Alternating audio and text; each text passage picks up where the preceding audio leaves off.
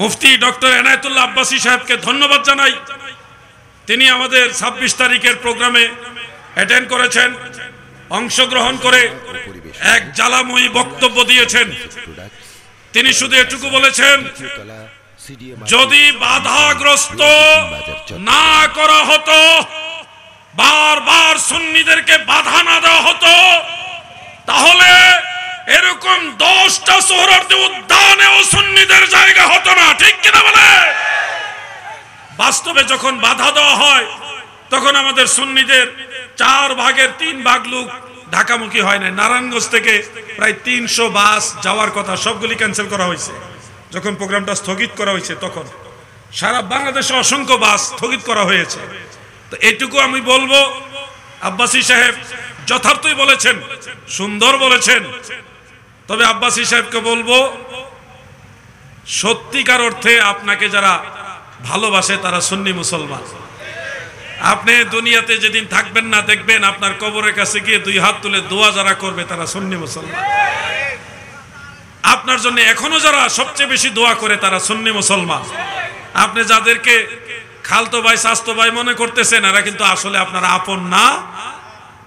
এটা সময় থাকতে যদি না বুঝেন, সময় হারাই হলে আপনি বুঝবেন। যে যেখানের জিনিস তাকে ওইখানেই মানায়। আব্বাসী সাহেবকে আমরা চাই। আমাদের মধ্যে আমলি কোনো কোনো বিষয় নিয়ে মতদ্বন্দ্ব থাকতে পারে, এটা আমরা ভাই ভাই আলোচনা করে সমাধান করব। কিন্তু সব সুন্নি আকাবির আলেম উলামা, সুন্নি নবী প্রেমিকা যদি একসাথে হয়ে যায়, কোন বাতিলের ক্ষমতা নাই সুন্নিয়তের বিরুদ্ধে আঙ্গুল তোলার। কথা ঠিক কিনা? এজন্য সকল সুন্নি পীর মাশায়েখ উলামায়ে কেরামকে উদাত্ত আহ্বান জানাচ্ছি। চট্টগ্রামের সাইফুদ্দিন মাঝভান্ডারী সাহেব উনি যান নাই। আমাদের 17 জনকে নিষেধ করা হয়েছে যাওয়ার জন্য। নিষেধ করার পিছনে শুধু প্রশাসনই দায়ী নয়, আমাদের মাঝেও কিছু সমস্যা আছে। যারা চায় না ওনারা আসুক, এগুলিও ভিতরের বিষয়, আমি বেশি বলবো না। প্রশাসন বলেছিল 9 জনের মতো, যে এই 9 জন না আসলে হবে, ওনারা কইছে আরো বাড়ায় দিলাম। এই জিনিসগুলো আস্তে আস্তে ঠিক হয়ে যাবে, এগুলো আমাদের ঘরের বিষয়। কেন বললাম এই কথাটা? আমাদেরকে অনেকে প্রশ্ন করেছেন, আপনি বা আপনারা গেলেন না কেন? আমরা চাইছি 26 তারিখে সমাবেশটা হোক, আমার কারণে যেন এই সমাবেশ বাধাগ্রস্ত না হয়।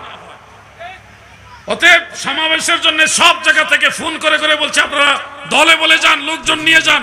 আমরা কিন্তু ভিতরে ভিতরে কাজ করছি, কিন্তু যাইতে পারলে আরো ভালো লাগতো। মনে কিন্তু কান্দে, কিন্তু ভিতরে বাহিরে সব জায়গায় সমস্যা। এগুলো আস্তে আস্তে সমাধান হবে। বাহিরের সমস্যার চেয়ে ভিতরের সমস্যাটা মারাত্মক। কিছু ভাইরা ভাইরাল হওয়ার জন্যে, নিজেদের নেতৃত্ব প্রকাশ করার জন্যে বাপ দাদারে পর্যন্ত ফ্যাসিস্ট বানাই দিছে। কি আজীব! যা বুঝার বুঝে নেন। শুধু বলবো, এই ভিতরগত সমস্যাগুলি আমরা সমাধান করব এবং হচ্ছে, এগুলি সমাধান হয়ে যাবে, কিন্তু আপনার ঐক্যবদ্ধ থাকতে হবে। ডাক যেই আপনাদেরকে ডাক দোক, স্বার্থ যদি সুন্নিয়তের হয় আপনারা নেমে যাবেন।